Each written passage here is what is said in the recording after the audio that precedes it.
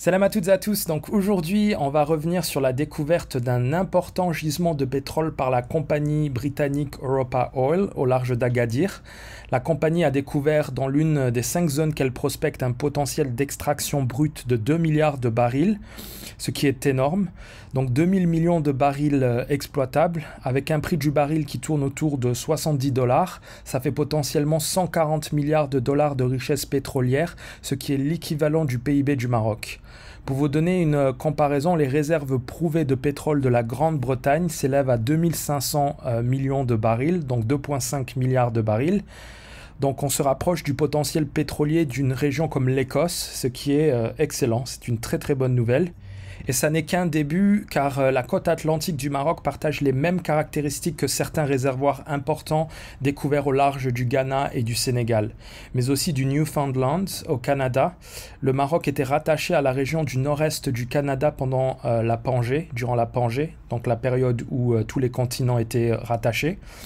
De très importantes réserves de pétrole ont été découvertes au large du Newfoundland, 10 milliards de barils, et ainsi que d'importantes réserves de gaz, plus de 13 milliards de pieds cubes de gaz.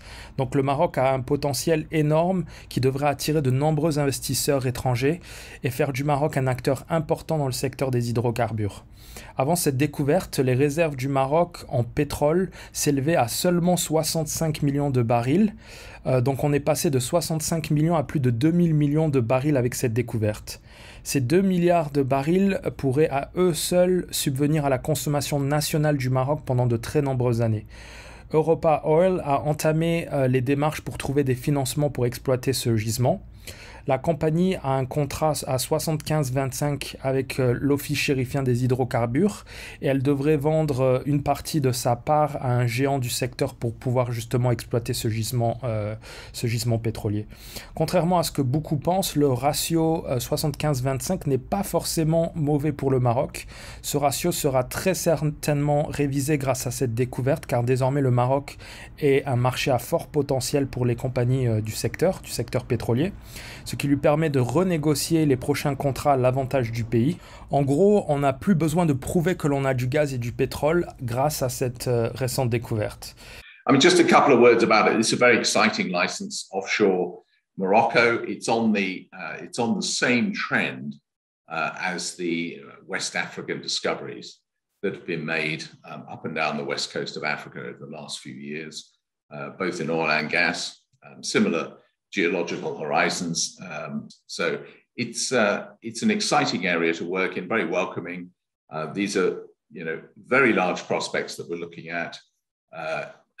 We've got over 2 billion barrels of prospectivity that we're working on there. Nothing we've seen is under 200 million barrels in size. So it's significant. And it's a country which is taking its ESG responsibilities very seriously. Il faut aussi que vous réalisiez que l'exploitation de ce gisement va nécessiter des dizaines de milliards de dollars d'investissement par l'entreprise Europa Oil. La compagnie va devoir construire elle-même toutes les infrastructures. Les plateformes pétrolières vont devoir être construites sur place, ce qui va créer des milliers d'emplois au Maroc.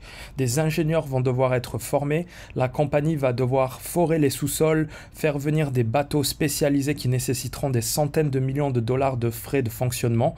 La compagnie va aussi devoir créer toutes les infrastructures portuaires justement pour stocker et exploiter le pétrole à l'étranger ou vers les raffineries du territoire marocain.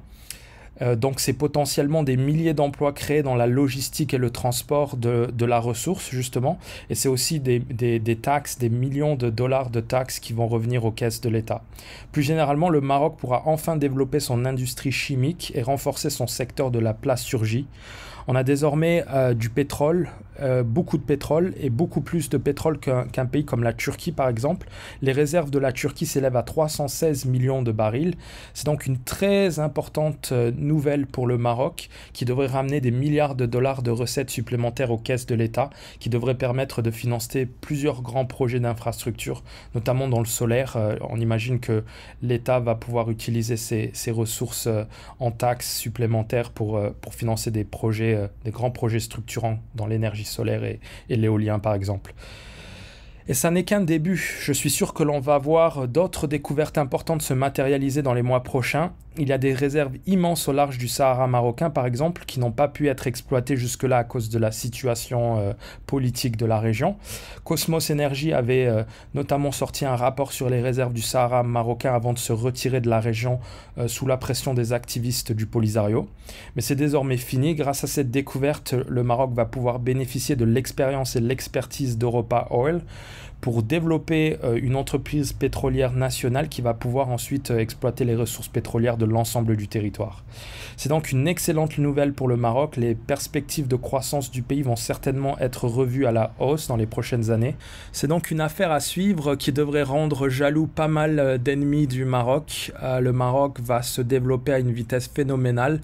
Je l'ai toujours dit, la décennie à venir est la décennie du Maroc. Donc on va voir ce que ça donne. À bientôt!